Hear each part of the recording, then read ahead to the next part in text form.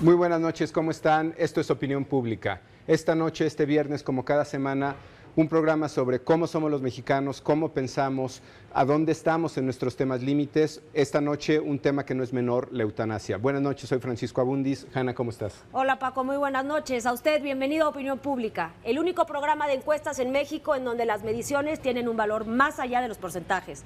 Porque aquí en este programa las encuestas dejan de ser solo números y nos describen cuáles son los asuntos que preocupan y ocupan a la sociedad mexicana. Comencemos.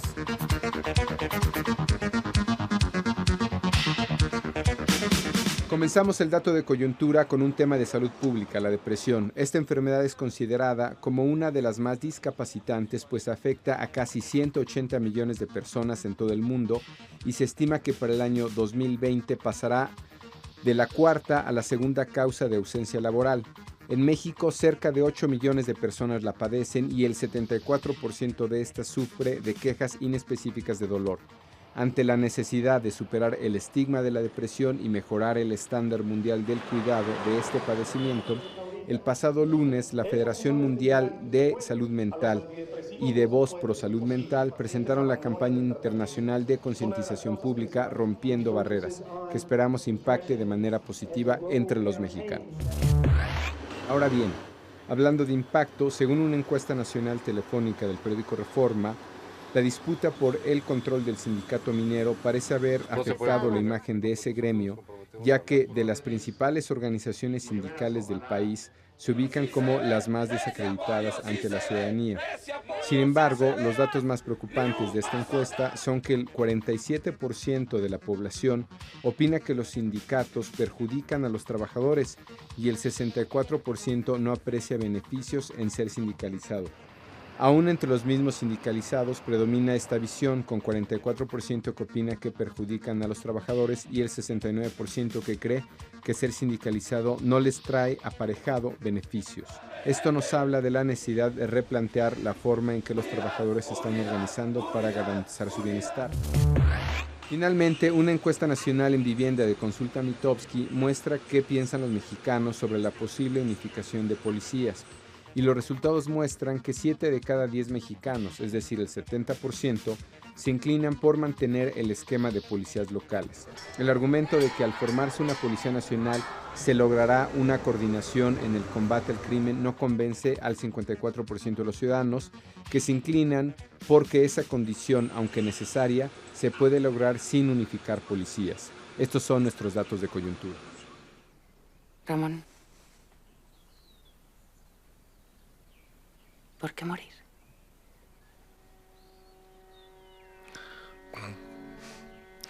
A ver, quiero morir porque la vida para mí en este estado, la vida así no es digna. Entonces, bueno, y yo entiendo que otros tetrapléjicos puedan sentirse ofendidos cuando yo digo que la vida así no es digna. Pero es que yo no juzgo a nadie, ¿no? ¿Y quién soy yo para juzgar a los que quieren vivir? Por eso pido que no se me juzgue ni a mí ni a la persona que me preste la ayuda necesaria para morir. ¿Y tú crees que alguien te va a ayudar? Bueno, eso dependerá de los que manejan el cotarro, ¿no? Dependerá de que ellos venzan su miedo. Que no, hombre, que no es para tanto, ¿no? Si la muerte siempre ha estado ahí y siempre estará. Si al final nos toca a todos, ¿no? A todos. Si forma parte de nosotros. Entonces, ¿por qué se escandalizan? Porque yo digo que me quiero morir. Como si fuera algo contagioso. Si finalmente vamos a juicio, te preguntarán que por qué no buscas una alternativa a tu incapacidad. ¿Por qué rechazas, por ejemplo, la silla de ruedas? Aceptar la silla de ruedas sería como aceptar migajas de lo que fue mi libertad. Mira, fíjate en esto. Tú estás ahí sentado, ¿no? A menos de 2 metros. Bueno, ¿y qué son 2 metros? Un recorrido insignificante para cualquier ser humano, ¿no?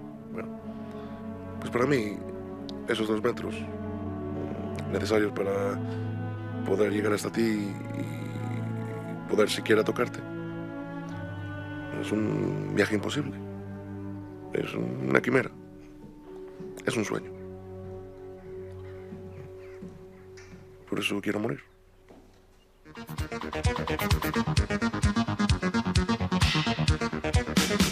Hay personas que creen que son dueños de su vida y que pueden decidir sobre ella hasta el grado de decidir su muerte, y hay otras que creen que no, que no son dueñas de su vida hasta tal grado, que su vida le pertenece a Dios, por ejemplo. Entonces, todo depende de lo que crea la persona. El hombre es su fin en sí mismo, no es un instrumento de la sociedad ni de nadie más. En ese sentido, las razones que se tienen para vivir son lo que sustentan la continuidad de la vida. En el momento en que el hombre decide libremente que ha llegado el momento de poner fin a su vida, tiene el máximo derecho a disponer sobre ella. Bueno, yo creo que tiene todo el derecho a decidir. Debemos de recordar que si hay algo seguro en esta vida es la muerte. Entonces, creo que debemos respetar el derecho de todo el mundo a morir con dignidad y con una calidad óptima, que es quizá nuestra función. Bueno, una persona tiene cierto tipo de decisiones. Mi opinión personal es que tiene derecho a decidir una persona, un paciente ya terminal, donde su enfermedad es incurable, tiene derecho a que no se usen en él métodos extraordinarios para prolongar su agonía y decidir una muerte digna en un proceso natural de un ciclo de vida que termina. Paco, ¿qué datos tenemos para esta semana? Esta es una medición que hicimos el año pasado cuando esta discusión empezaba a ser relevante. Por el tipo de tema, creemos que no es un tema donde la gente cambie mucho de posición. Nos pasa también con aborto, con sociedades de convivencia, son como preferencias muy claras. Estos datos son del 8 al 11 de septiembre, una medición que hicimos en parametría. Y la pregunta que le hicimos a mayores de 18 años, todos ciudadanos, en México, medición nacional, ¿usted aprueba o desaprueba que se termine con la vida de un paciente en caso de que un grupo de especialistas pruebe que la enfermedad del paciente no tiene cura? Es, digamos, lo más parecido a lo que nosotros encontramos como una definición de lo que llamamos eutanasia. En la población general tenemos un desaprueba, es decir, la mayor parte de la gente estaría en contra de esta medida y una prueba de 39%. Es muy interesante porque sí empezamos a ver sesgos de la población entre hombres y mujeres. Mientras los hombres está balanceado, en las mujeres hay un claro sesgo hacia el desaprueba. Asimismo, si lo vemos por edad, vemos que hay una diferencia entre jóvenes y gente de más de 56 años. Mientras en el caso de los jóvenes el 47% lo aprobaría, en el caso de los hombres y mujeres de 56 años o más, domina el desaprueba con 58%. Esto se me hace un dato interesante porque prácticamente se revierten los porcentajes. Asimismo, si lo vemos por escolaridad, diríamos que a mayor escolaridad, mayor la probabilidad de que la gente nos responda que aprueba la medida. Si vemos universidad o más, es 57% y a partir de sin estudios primaria y secundaria vemos que se va incrementando el porcentaje y el desaprueba a la inversa, entre menor escolaridad, sobre todo sin estudios, vemos cómo se concentra en 72% de la gente que desaprueba. Y finalmente, si vamos a la variable religiosa, que tiene que ver con la gente que asiste o no a la iglesia como una medida de religiosidad, que ya aquí en un programa discutimos que no es necesariamente la mejor, pero es una forma que la podemos medir. El aprueba, como vemos, se reduce en la medida en que se es más religioso, digamos en la medida en que se va más a la iglesia, y el desaprueba, vemos este 57%, 55%, es más alto. Yo creo que ahí hay datos interesantes de cómo están los sesgos por edad, cómo están los sesgos por género, por escolaridad. Senador, ¿qué nos podría decir de esta iniciativa? ¿En qué consiste? Bueno, esta iniciativa primeramente no es el término eutanasia como normalmente lo conocemos, aunque la palabra es bien aplicada, es el bien morir, es un término bastante amplio. Y esta iniciativa no tiene que ver con la eutanasia activa, el terminar con la vida de un paciente, alguna inyección letal o alguna forma para acabar con la vida de alguien. Esta iniciativa lo que pretende es darle el derecho a un paciente, si está consciente, donde está dictaminado su enfermedad terminal como una expectativa de vida inferior a los 6 meses, a petición del propio paciente o de sus familiares en caso de que no esté consciente, y con la aprobación de un comité de bioética de un centro hospitalario que avale la decisión del especialista, a que no se usen en él medidas extraordinarias para prolongar la vida y que se concentren, en lugar de un tratamiento curativo que ya no tendría sentido en virtud de lo incurable de su enfermedad, en un tratamiento paliativo. En la medida de lo posible, procurar que el paciente esté consciente y permitirle que los días que le quedan de vida pueda estar con los seres queridos, con su familia, en lugar de estar en un cuarto de terapia intensiva. Ese es el espíritu de esta iniciativa. ¿Por qué razón la gente estaría desaprobando una iniciativa de ley que a todas luces descrita yo así creo parece tan que no la insensata? conoce la gente todavía. En la medida que este debate se dé, en la medida de que se platique más, es un tema que no nos gusta hablar a los mexicanos, no nos gusta hablar de la muerte. Yo creo que el hecho de que esté en el debate ya es positivo. Yo creo que es sano. Si algo es cierto, es que nos vamos a morir. Yo tengo unas preguntas, senador, y a todos ustedes. Supongo que la gente que nos está oyendo también. ¿Implica también, por ejemplo, que una persona que esté conectada a un respirador se le desconecte? Sí. Aunque no esté consciente. Y si la familia lo solicita, sí. Implica eso también. ¿Implica? Es un método extraordinario para mantener la vida de alguien. Ok. ¿Ustedes, los demás, están a favor o en contra de esta iniciativa? Bueno, yo quisiera hacer una puntualización a la encuesta, porque lo que dice allí es si estarían de acuerdo en que un grupo de médicos decidan en desconectar y privar de la vida a alguien, a un paciente. No dijeron nada en torno a si el paciente está de acuerdo y lo está solicitando. Entonces ahí hay una gran diferencia, porque por supuesto, si a mí me dicen que un grupo de médicos va a decidir si debo seguir o no viviendo porque estoy en fase terminal, yo digo que no, Pero que no estaría de acuerdo. El hecho que exista este comité de bioética no implica eso. No importa, porque aquí lo más importante es la solicitud, exacto. O de los familiares, si es que no está consciente. El señor senador ha hecho una puntualización exacta de que aquí lo más importante, y en el tema de la eutanasia, lo básico es la solicitud del sujeto que va a morir. Si esa solicitud no está, entonces podemos estar entrando a terrenos de genocidio, por ejemplo, porque, por ejemplo, en el genocidio que se practicó en Alemania, por supuesto, había no solamente razones de raza, sino también personas que estaban con una discapacidad física o mental. Entonces, por eso es que hay que puntualizar muy bien qué es lo que queremos Enrique, proteger. tú eres muy, digamos, haces mucho, y cuando fuera del estudio también lo comentábamos, que tiene que ser el paciente el que decide. Así es. Si es el familiar el que decide, tú no estás de acuerdo. Ahí ya no estoy de acuerdo. Porque Okay, vamos a escuchar doctora, otras opiniones. No, a mí me parece muy bien, hablando de la iniciativa, ¿no? Quizá yo lo que me preguntaría, y lo que me parece muy bien que este tema se ponga en la discusión, se llame la atención y se atienda el final de la vida en el contexto de la atención médica y se procure la dignidad al final de la vida. Yo lo que sí creo es que esto que ahora se va a tratar de legislar, una buena muerte y que se evite prolongar una vida de sufrimiento, es lo que debería ser la práctica médica. Entonces, en ese sentido, a mí me parece que no hay que hacer, hay que decirlo, hay que respaldarlo, hay que tener que haya mucha claridad de lo que se puede hacer, pero eso es lo que se debería de estar haciendo.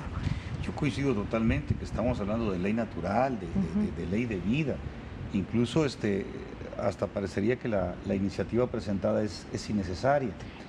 Parecería, pero no lo es. En dado caso de ciertos equipos, bueno, ¿quién le baja el switch, verdad?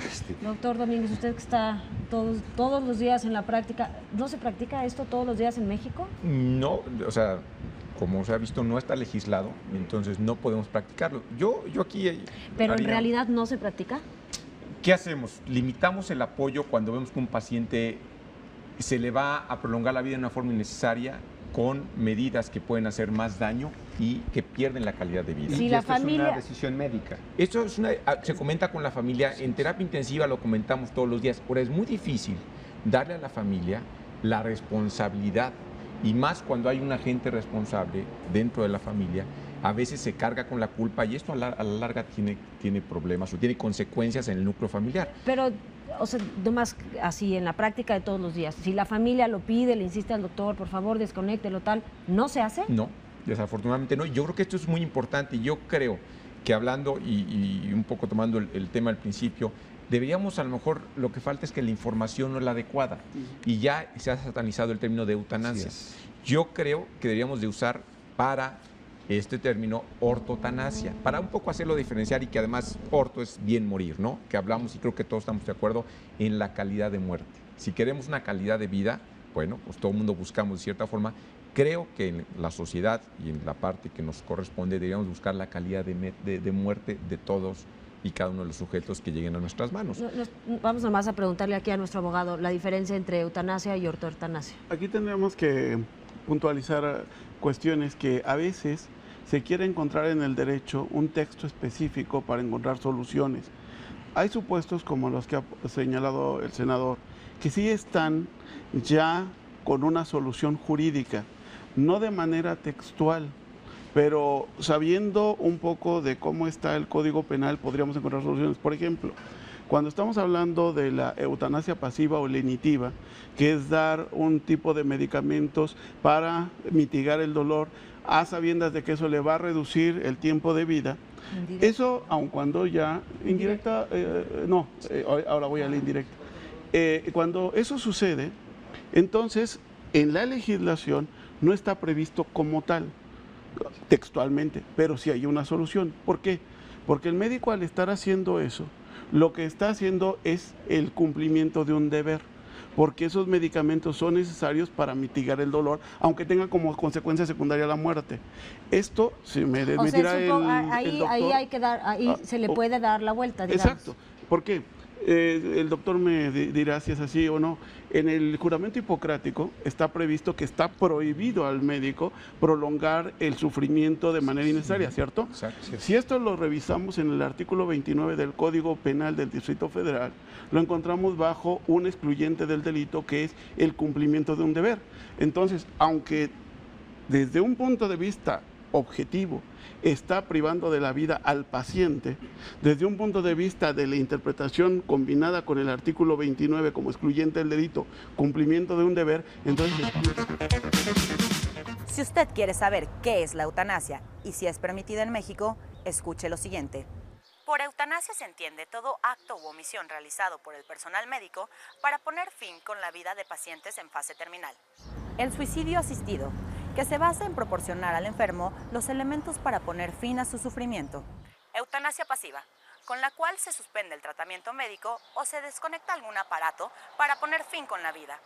Eutanasia activa, que consiste en suministrar algún fármaco bajo el consentimiento del paciente para producir la muerte. En México no es legal la eutanasia y tampoco es permitido que los pacientes dejen por escrito si desean recibirla en caso de ser pacientes en fase terminal. Si usted tiene algún familiar con una enfermedad terminal, consulte a expertos que lo pueden asesorar. Padre Francisco, ¿me oye usted? Sí. Le oigo, Ramón, le oigo. ¿Pero por qué mezcla el culo con las témporas? Espero que no haya venido aquí a hacer demagogia. Que de eso ustedes los jesuitas saben mucho. No, claro que no. Pero, ya que habla usted de demagogia, amigo Ramón, ¿no le parece a usted que lo demagógico es decir muerte con dignidad? ¿Por qué no se deja usted de eufemismo si lo dice así, lisa y llanamente? Con toda su crudeza. Me quito la vida y ya está. No deja de sorprenderme que muestre usted tanta sensibilidad ante mi vida, teniendo en cuenta que la institución que usted representa acepta a día de hoy nada menos que la pena de muerte y condenó durante siglos a la hoguera a los que no pensaban correctamente. Ahora el que está haciendo demagogia es usted. Sí, claro, pero dejándonos de eufemismos, como usted dice, eso es lo que habrían hecho conmigo, ¿no? Quemarme vivo. Quemarme por defender mi libertad. Amigo Ramón. Amigo, dice. Amigo Ramón, una libertad que elimina la vida no es libertad. Y una vida que elimina la libertad tampoco es vida. Y no bien, mi amigo. Y déjeme en paz, hombre.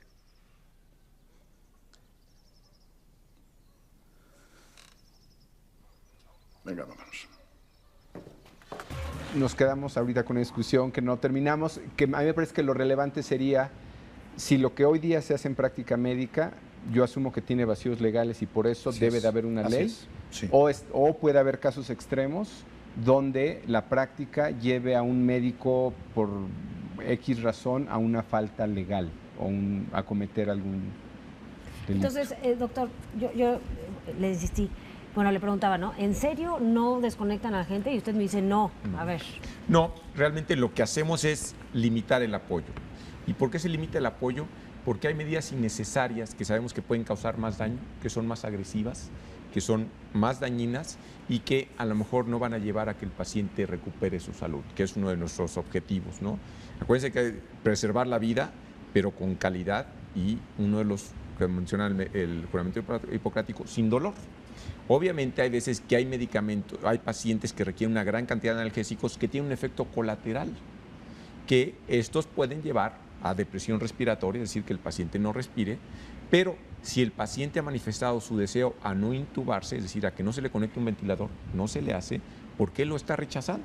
Como puede rechazar un tratamiento antibiótico, puede rechazar un trasplante, quimioterapia. Y todo eso es legal, o sea, el doctor no tiene por qué intubar a alguien si el paciente ¿En esto así lo tendremos requiere? algún dilema, digamos, de lo que está pasando en la práctica médica? No, yo Del lado de la acuerdo. bioética, ¿cuáles serían los dilemas ahí? No, en esa situación no hay dilema. Lo que debe de contar es que lo que propone el médico como un tratamiento esté de acuerdo el paciente.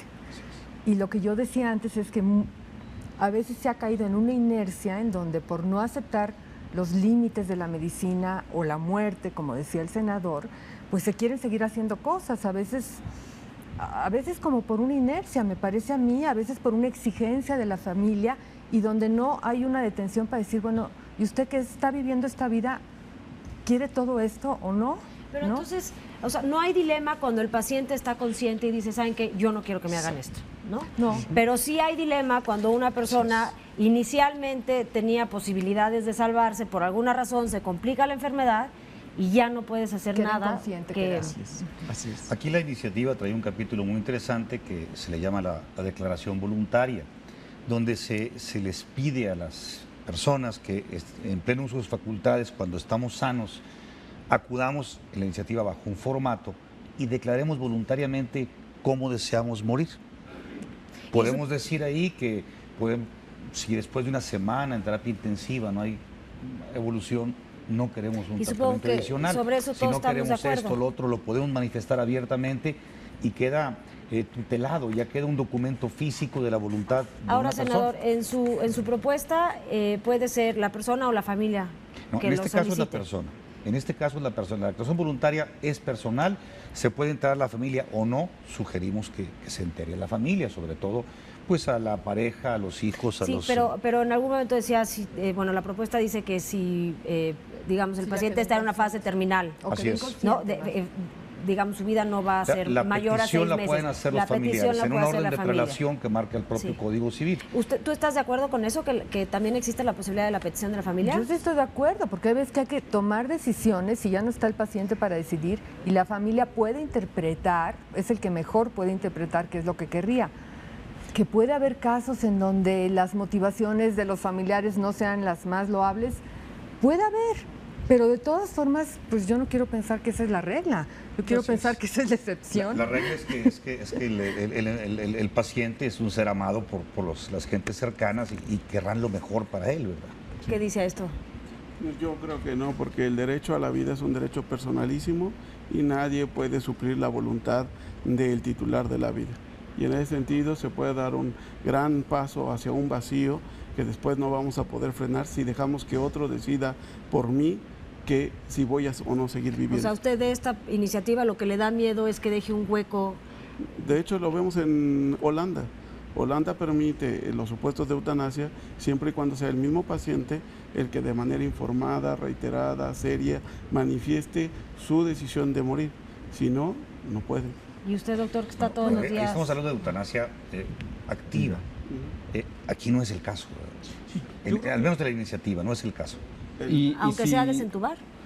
Lo que ocurre es que desentubar, de alguna forma, como es eutanasia activa e indirecta, también entraría dentro de los supuestos de eutanasia activa. nada más que con una modalidad.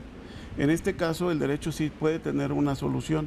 Si es para utilizar esos medios extraordinarios en otro paciente con mejor diagnóstico y pronóstico, ese caso ya está contemplado porque hay un estado de necesidad disculpante y entra dentro de los supuestos de exclusión del delito del artículo 29 del Código Penal y no se sanciona. Podría ser si el médico tratante justifica que ese aparato que le está salvando la vida a uno es más urgente para otro. Normalmente eso es lo que sucede. Sí. Vamos a distinguir, por ejemplo, la medicina privada de la pública, que son dos casos distintos. Sí.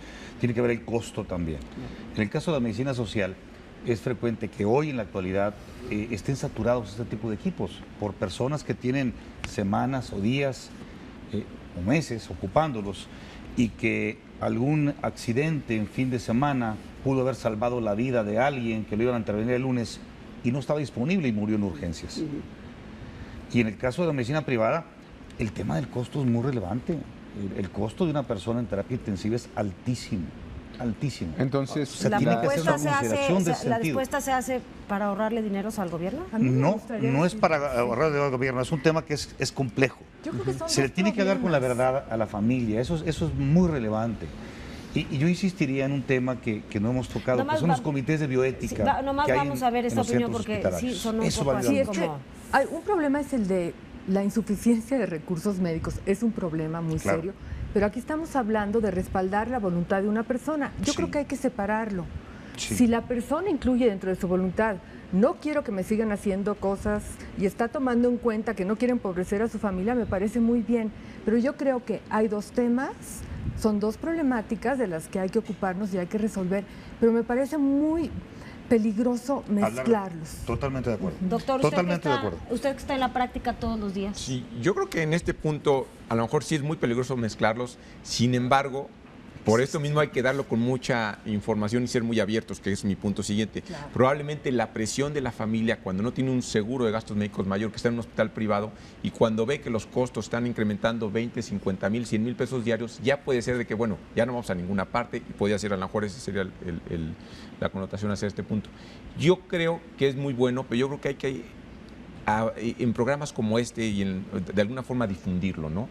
Y difundir desde lo que la eutanasia uno piensa que es agarrar a alguien y desconectarlo o inyectarle algo. Yo lo que debemos de hacer es que cualquier persona, en principio de cuentas, que tiene la posibilidad o que va a ingresar a un hospital, así sea para una cirugía estética, una cirugía plástica, para una apendicectomía, platicar que un riesgo que nadie queremos, pero que existen accidentes, reacciones del cuerpo a diferentes cosas, puede ser una complicación que lo lleve a estar en un estado esto. Entonces, hablar lo más amplio, como se hace ahora actualmente con pacientes que son potencialmente terminales, pacientes con VIH, pacientes con cáncer, cuando uno les platica y dice, bueno, tú tienes esta enfermedad, vas a entrar a que te hagamos esto, o en algún momento puedes ingresar al hospital, ¿hasta dónde quieres que lleguemos? Y hay muchos pacientes que ahora dicen, bueno, yo quiero que lleguen todo, pero no quiero pisar una terapia intensiva, no quiero que me intuben y hasta ahí, y ya. Y es su voluntad y se respeta porque ellos lo están rechazando, aunque lleguen a estar inconscientes, lo ha manifestado tanto que se llega a hacer.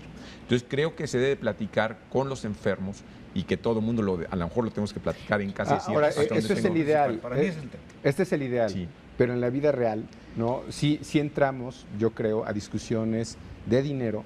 En la vida real yo no creo que todos tengamos listo nuestro testamento o nuestra voluntad.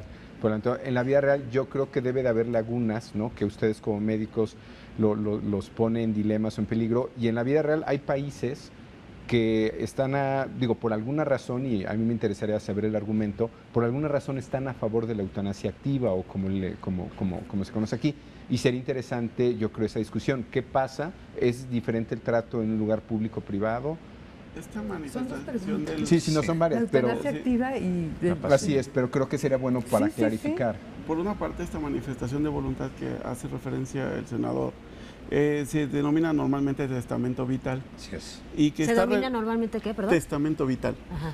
Esto ya tiene una larga tradición en Europa, en Estados Unidos.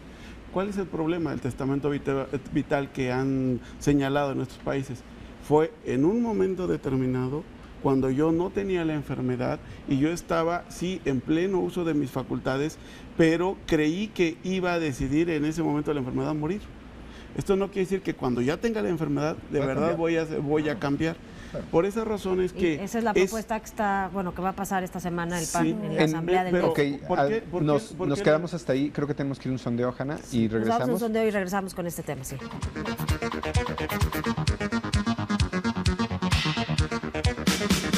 Pues no, porque nosotros no somos nadie para quitarle la vida a un ser querido, ¿no? Pues solamente Dios es la que tiene la última palabra. Y entonces, como decía, aunque vea a mi familiar que esté sufriendo o que me digan pues que no va a quedar bien, pues Dios es la que tiene la última decisión. Si Él quiere llevárselo y si me lo quiere dejar así, pues no tengo por qué desear eso. No, considero que no. Vaya, yo creo que siempre, para los que somos creyentes, tenemos fe, siempre mientras haya un soplo de vida, hay una esperanza, ¿no? Y entonces creo que para esas cuestiones, pues en lo personal yo se lo dejaría en manos de Dios y punto. Pues yo creo que depende del caso, depende de la situación y también depende de la familia y del paciente. Si él dice que sí o dice que no, o si no está en las capacidades de decir, yo creo que todo depende del caso y que se debería de hacer un juicio o algo así dependiendo de cada persona. Pues yo creo que en ciertos casos sí sería indispensable. Ponga una familia que no tiene dinero para poder solventar una enfermedad de esa categoría, y si ya no hay remedio, pues sí, porque entonces quedará peor en la calle la familia. Bueno, estábamos discutiendo este asunto que una persona cuando lo escribe está en sus facultades y luego cuando hay necesidad de usarlo ya no está. Aquí la idea es que uno lo puede manifestar y tenga la facultad de cambiarlo en cualquier momento, revocarlo. Es decir, la solicitud de muerte debe estar presente desde que surgió hasta el último suspiro, digámoslo así. Okay. Esa es lo que sería conveniente que quedara siempre plasmado. Okay. ¿No? Así está en esta iniciativa. Yo quisiera aclarar, esta iniciativa la presenta el senador Lázaro Mazón, del PRD. Me invita a estudiarla semanas previas a su presentación. Le hice algunas observaciones que tuvo a bien incorporar en cuanto a algunos términos. Tan es así que yo la suscribí. Yo soy del Partido Acción Nacional. Esa es una pregunta para otro bloque. Trato de ser católico. Okay. Es muy difícil, pero lo intento. Y para mí es perfectamente congruente esta iniciativa con mis principios de honrar la vida desde la concepción hasta la muerte natural. Pues yo creo que eso es muy importante decirlo. Yo estoy muy tranquilo con quisiera yo darle un brinquito más a esta discusión. El senador Mazón, cuando presentó la iniciativa, comentó que así como el Estado debe de garantizar la vida, también debe de respetar la autodeterminación del enfermo terminal a cómo encarar su muerte. Entonces, si yo sigo este argumento, como que se me antoja pensar que por qué no, además de proponer la eutanasia pasiva, pues por qué no también proponer la eutanasia activa. Finalmente es la autodeterminación de mi muerte. Doctor, tal vez. Claro, yo creo que sí se puede proponer. Sin embargo, yo creo que hay que primero lo que hemos visto aquí al principio, quitar el tabú de lo que es eutanasia, y lo vimos en la encuesta, ¿no?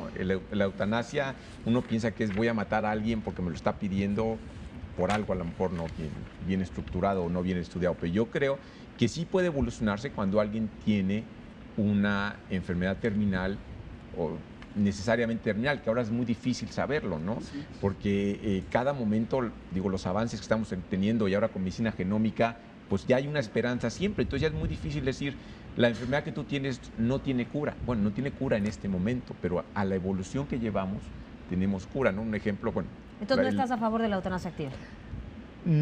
¿Sí o no? No, no en este momento, porque yo creo que debemos de tener una educación y una difusión mayor para poderla decidir adecuadamente. A ver, doctora. Yo sí creo que si estamos respaldando la libertad de las personas para decidir sobre el final de su vida, de los pacientes, para definir sobre el final de la vida y para poder decir, en el caso de encontrarse padeciendo una enfermedad o una condición médica que le genera mucho sufrimiento y que hace que la vida que tenga le resulte indigna desde su punto de vista, que se pueda respaldar su decisión de decir, yo ya no quiero vivir más.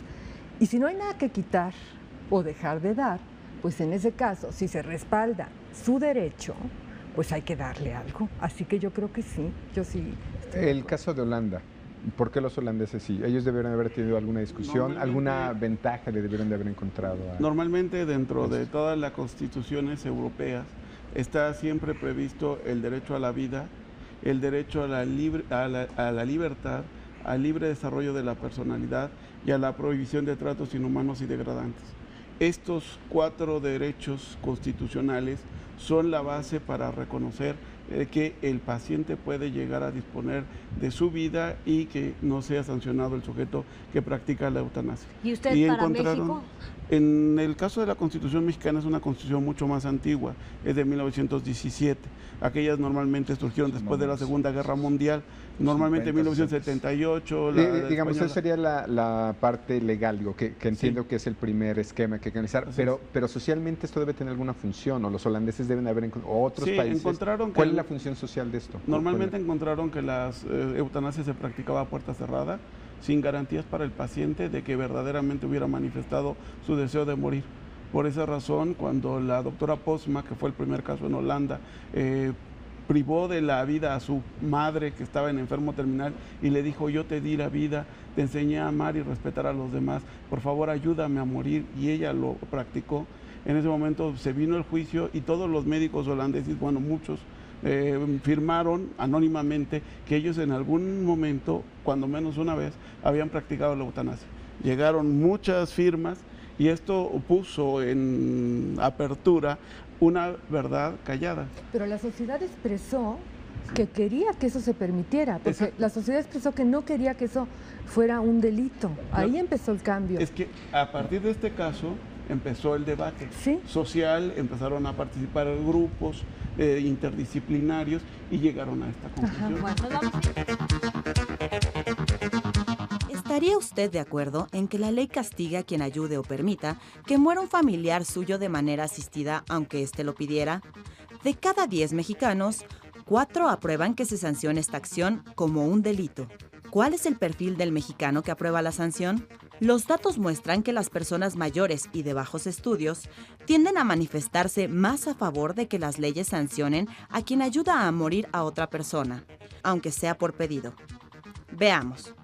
Por grupo de edad, de cada 10 encuestados que aprueban el castigo, 4 son adultos y 5 son adultos mayores. Por nivel educativo, de cada 10 encuestados aprueban el castigo, 4 universitarios, 3 con preparatoria, 4 con secundaria y 5 con nivel educativo de primaria o sin educación. Estamos conversando con el doctor Enrique Díaz Aranda, con Guillermo Domínguez, con la doctora Asunción Álvarez del Río y con el senador Ernesto Saro. Y, senador, nos quedamos ahí con algún comentario de su parte. Yo estoy en contra de la eutanasia activa. Yo creo que, en mi opinión personal, no tenemos el derecho de quitar la vida a alguien, aunque él no lo pida. Yo creo en los milagros todavía. O sea, ¿usted todavía cree que el médico se puede enfermar? Perdón. El médico se puede equivocar. Se puede equivocar. O sea, entonces, cuando un médico dice es terminal, no necesariamente no necesariamente lo es. Entonces, el no usar métodos extraordinarios para prolongar no la vida, sino la agonía de alguien, yo estoy de acuerdo que se eliminen esos métodos extraordinarios, pero dejar que la enfermedad evolucione de una forma natural y que el ciclo se cumpla de una forma natural. En eso sí, y concentrarse en la parte paliativa, en que en la medida de lo posible el paciente no sufra. Okay. Muy bien. En esa etapa, aunque lo paliativo tiene como consecuencia generalmente, así es, un paro respiratorio, pero que se le dé prioridad cuestiones de esas. a la parte paliativa, que el paciente no sufra. Okay. Bueno, y tiene sus límites. Paco, claro. ¿por qué no vemos qué opinan los mexicanos? Mi preocupación respecto a la idea de que la gente se exprese o, digamos, lo entiende entre un grupo de médicos que se organiza y dice esto es lo que está pasando en lo privado y tal vez lo deberíamos sacar como tema público. La medición de lo que creería la gente en un tema tan complicado yo creo que es relevante, pero creo que también debería tener su proporción o su lugar. Finalmente, no importa cómo se pregunte, con el término o de otra manera, vemos que la gente no estaría de acuerdo con una legislación de esta naturaleza, ni pasiva ni activa, al parecer. Ya vimos que en una primera medición sale más o menos un 70-30 o 60-40 estar a favor o en contra, y si lo hacemos de otra manera, por ejemplo, en la misma medición de parametría, también de septiembre de 2006, ¿para usted es aceptable o no que un doctor le permita morir a un paciente que tiene una enfermedad incurable con una inyección o alguna droga? Tenemos que es aceptable 41%, no es aceptable 48%, aquí la población está mucho más dividida, y el no sabe o el que no contestó es mínimo, no suma más de 11%, lo cual nos haría pensar que es una opinión bastante definida. Dicho de otra manera, en otra circunstancia, cuando una persona tiene una enfermedad que no puede ser curada, ¿usted cree que los doctores deberían permitir por ley terminar con la vida del paciente por métodos menos dolorosos si la persona o la familia lo pide? 44% cree que los doctores deberían permitir por ley terminar con la vida del paciente, y los doctores no deberían permitir por ley terminar con la vida del paciente, 46%. Es decir, esta es la más dividida de todas, ¿no? Pero sí me llama la atención que entonces nos pone en un dilema social, finalmente. Yo insisto, estamos la palabra terminar con la vida de, como si fuera la decisión, esa es la connotación difícil. Yo ahí hubiera votado en el no también, en esa circunstancia. Yo creo que es muy distinto, es decir, dejar que la enfermedad evolucione en una forma natural. El bien morir, y que el paciente muera cuando tenga que morir. Doctor, yo creo que a lo mejor si cambiamos la pregunta y ponemos, ¿usted estaría de acuerdo con el bien morir de las personas con enfermedad grave? Que se le deje de aplicar. Exacto, que a lo mejor eso cambiaríamos. Pues yo creo que esto es una labor de todos. Pero el bien morir, dice Asunción, que se deje de aplicar. Alguien podría decir que el bien morir también es aplicar algo para que no sufra y muera dignamente. Claro, pero yo creo que entonces volvemos a lo mismo. Tenemos que difundir qué es la ortotanasia, el bien morir, qué es morir con dignidad, qué es lo que estamos viendo. La eutanasia ha sido, pues obviamente un tabú, y sigue siendo un tabú, y se entiende como que voy a matar a alguien, ¿no? Pero lo que tiene que dejar de serlo, porque nadie está matando a nadie. Nadie. Un médico está dando la ayuda que pide ese paciente. Dirían que todos están de acuerdo en, digamos, que el bien morir es no alargarle la vida a alguien, pero que la sociedad mexicana todavía no está lista para el bien morir, es hacerle algo a alguien para que muera dignamente. No sé. Sí. Miren, yo no sé si un ejemplo nos puede dar. Yo creo que todos hemos tenido cerca algún ejemplo. Yo lo tuve con mi mamá hace algunos años. Tuvo un proceso circulatorio muy complicado, una serie de intervenciones, donde después de varios meses muy difíciles de estar en hospitales, en terapias, etcétera, el médico familiar había una opción de llevar a otro país a continuar otra intervención más, y el médico familiar, que apreciamos mucho, nos dice a todos, ¿de qué sirve que llevas a tu mamá a otro país, que no la van a ver, no van a estar con ella? Probablemente con esa operación se le active y pueda vivir en algunas semanas, algunos meses más, pero yo sé que no es lo que cargué tu mamá. Llévensela a su casa, le vamos a hacer esto y acompáñale. Que ahí es fundamental la opinión de un tercero, de un médico familiar en este caso. Y nos juntamos los hermanos, mi papá, y lo decidimos, y nos llevamos a nuestra mamá a la casa, compartimos con ella las últimas semanas. Pero que cada vez es una decisión más compleja, por lo que estábamos diciendo. En eso, ¿no? Siempre es bueno aclarar lo que pasa, por ejemplo, en Holanda. En Holanda tiene que ser el médico de cabecera del paciente, que haya tenido 2 años con ese paciente, que además de que haya ese diagnóstico y pronóstico de enfermedad terminal, sea corroborado por un segundo médico especialista, y que haya llevado todo un proceso en el cual no solamente intervenga el médico, normalmente solamente lo llevamos al lado del médico y el abogado, y no. Aquí integran a la familia, a un psicólogo, a un trabajador social, si es o practica algún culto de alguna religión, también el representante. Claro. ¿Por qué? Porque en el fondo se le está dando esa idea de círculo vital para que encuentre una razón de vida, para que aún esa vida que ya se ve que se va a extinguir en breve por la enfermedad, encuentre ese motivo para continuar en la lucha. Y solamente cuando él ni la familia, ni el médico, ni el psicólogo, ni el sacerdote, ni nadie le ha podido llegar a convencer a continuar, es cuando se practica. Claro. Bueno. Entonces eso es importante siempre señalarlo, Perdón, porque tenemos que ir muchas veces se piensa que es el paraíso de la eutanasia y no, solamente es para holandeses también. Ok. No es para otros. Tenemos que ir a conclusiones. Quisiera un comentario brevemente de alguna cosa que no hemos tratado. Les prometo que haremos una pregunta donde vamos a cambiar. Este es un problema de encuadre, ¿no? Se le llama así en opinión pública. Tal vez visto el problema de otra manera, la gente opina o cambia su posición. A mí en esto nomás me llama la atención algo. En Estados Unidos tuvieron esta discusión hace mucho tiempo y pusieron la condicionante de edad como un factor muy importante. Se dieron cuenta que más de la mitad del dinero de salud pública se iba en los últimos 5 años de vida de un paciente y empezaron a cuestionar toda esta idea de cuándo se debe morir. No solo se debe morir bien o no, sino si en algún punto de la vida no se tiene que tomar esa decisión. ¿Algún comentario sobre algo que no hayamos tratado que crean que el público debe de saber? Yo insistiría en los comités de bioética, que la propia ley, la iniciativa lo demanda. Esos comités de bioética los creamos ya, se dictaminó hace 3 semanas, porque los vamos a necesitar. Los avances en la medicina son tan grandes que los necesitamos para trasplantes de órganos, los necesitamos para medicina genómica, los necesitamos para pruebas en personas O sea, lo que está diciendo saludables. es un solo doctor no tiene la capacidad de decidir si esa persona... No podemos dejar la decisión a un solo doctor. Estos comités de bioética, por ley, se están formando ya en todos los hospitales de tercer nivel de especialidad y la decisión la toman ellos, a petición del paciente o de los familiares o del médico, y la decisión la toman ellos. Y se les da un plazo, se les da una norma para que lo... Aquí la doctora es parte de ese... 30 segundos porque nos están yendo a... La Comisión Nacional de Bioética es la que está regulando estos comités, pero los comités tienen la función de dar consejos, de ayudar a tomar decisiones, no de tomar la decisión. Hoy no, porque la ley todavía no existe, pero, yo no esta sé ley va a obligar, o no obligar, va a facultar a los comités de bioética de cada centro a tomar este tipo de decisiones. ¿No está de acuerdo con esa persona? Yo creo que está, porque no olvidemos lo que decía al principio, se está planteando con esta ley que se haga lo que ya se debería de estar haciendo. Así es. Entonces nada más hay que hacerlo fácil y con mucha claridad. Está muy bien que estén los comités van a ayudar para decir, bueno, esto se puede hacer, esto no, a tomar esa decisión, pero yo creo que hay que respetar el contexto de la atención médica, en donde hay un médico con un paciente, con una familia, y ese contexto es muy importante, pero esa relación es muy importante.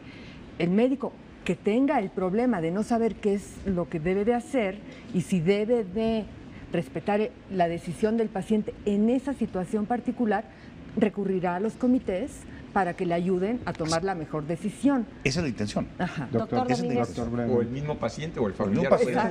También puede ir. Donde, bueno, es importante aclarar muy bien que no solamente los médicos están en este comité, hay un psicólogo, hay a veces un filósofo, un ministro de culto. Su comentario final. Mi comentario final, bueno, yo quiero felicitar la iniciativa, creo que pues, esto no es más que una probadita de algo que amerita mucha discusión para poder avanzar en un punto que es sumamente importante, sobre todo para el cuidado de los pacientes terminales. Doctor. Comentario final. En España se dieron cuenta que bajo la idea de que había una prohibición de practicar la eutanasia, en ocasiones se practicaba el encarnizamiento terapéutico. Descubrieron en Barcelona que un médico había intervenido quirúrgicamente a un paciente y le prolongaba la vida. El médico decía, es que si lo mato o si le interrumpo los medios artificiales, incurro en una eutanasia que está prohibido en el Código Penal. Pero se dieron cuenta el comité de ética, de bioética del hospital, que en realidad lo único que quería era romper un récord de sobrevivencia por esa intervención. ¿Cuál es el concepto? ¿Encarcelamiento terapéutico? Encarnizamiento terapéutico, perdón. Okay. Como una carnicería. Que es muy porque entonces le meten tubos, le meten inyecciones, le meten de todo y es una carnicería lo que hacen con esta persona que ya no tiene ninguna posibilidad de recuperar su salud y solamente está prolongando la vida con grandes sufrimientos. Yo realmente los invito en el debate, a que hablemos de la muerte. Es algo tan natural y nos va a hacer apreciar la vida. Es lo que estamos intentando en opinión pública. Que se hable en las casas, que lo discutan en familia, que se sienten a la mesa y que se hable de ello. A veces nos reímos de la muerte, pero evadimos hablar de ello. Entonces es algo que tenemos que hablar con nuestros hijos, con nuestros padres, con los abuelos y hablar de ello. Muchísimas gracias. Muchísimas gracias a los 4. Interesantísimo tema. Como dice nomás, una probadita. Esperamos que esto pues ayude en el debate, instruya a la gente que nos ve. Esto es Opinión Pública. Como siempre, los esperamos todos los viernes 10:30 de la noche. Gracias. Gracias. Señores jueces, autoridades políticas y religiosas, ¿qué significa para ustedes la dignidad? Sea cual sea la respuesta de sus conciencias, sepan que para mí esto no es vivir dignamente. Yo hubiera querido, al menos, morir dignamente. Hoy, cansado de la desidia institucional, me veo obligado a hacerlo a escondidas, como un criminal. Deben ustedes saber que el proceso que conducirá a mi muerte fue escrupulosamente dividido en pequeñas acciones que no constituyen un delito en sí mismas y que han sido llevadas a cabo por diferentes manos amigas. Si aún así el Estado insiste en castigar a mis cooperadores, yo les aconsejo que les sean cortadas las manos, porque eso es lo único que aportaron. La cabeza, es decir, la conciencia, la puse yo. Como pueden ver, a mi lado tengo un vaso de agua conteniendo una dosis de cianuro potásico. Cuando lo beba, habré dejado de existir, renunciando a mi bien más preciado, mi cuerpo. Considero que vivir es un derecho, no una obligación, como ha sido en mi caso. Obligado a soportar esta penosa situación durante 28 años, 4 meses y algunos días. Pasado este tiempo, hago balance del camino recorrido y no me salen las cuentas de la felicidad. Solo el tiempo que discurrió contra mi voluntad durante casi toda mi vida será a partir de ahora mi aliado. Solo el tiempo y la evolución de las conciencias decidirán algún día si mi petición era razonable o no.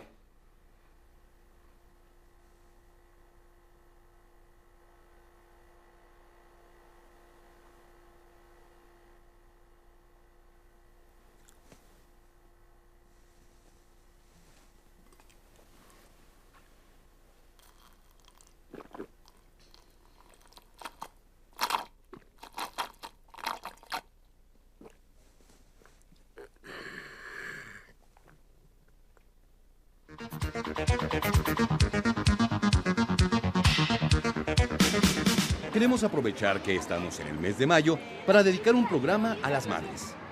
A las madres que sin la ayuda de un jefe de familia sacan adelante a sus hijos. A aquellas mujeres que por separación, viudez, divorcio, soltería, abandono o decisión propia asumen las funciones del jefe de familia. Veamos a las madres mexicanas en cifras. Según datos del segundo conteo de población y vivienda del 2005, las madres mexicanas suman poco más de 25 millones. De cada 100 de estas madres mexicanas, casi 64 están casadas, 14 viven en pareja, 2 están divorciadas, 10 son viudas y 4.5 son madres solteras. Eso quiere decir que 1 de cada 5 hogares en nuestro país está encabezado por una mujer. ¿Quiénes son estas mujeres? ¿Dónde están? ¿A qué se dedican? ¿Qué hacen para sacar a sus niños adelante? ¿Qué políticas públicas las apoyan? Tendremos las respuestas por parte de nuestros invitados el próximo viernes en Opinión Pública, a las 10:30 de la noche. Los esperamos.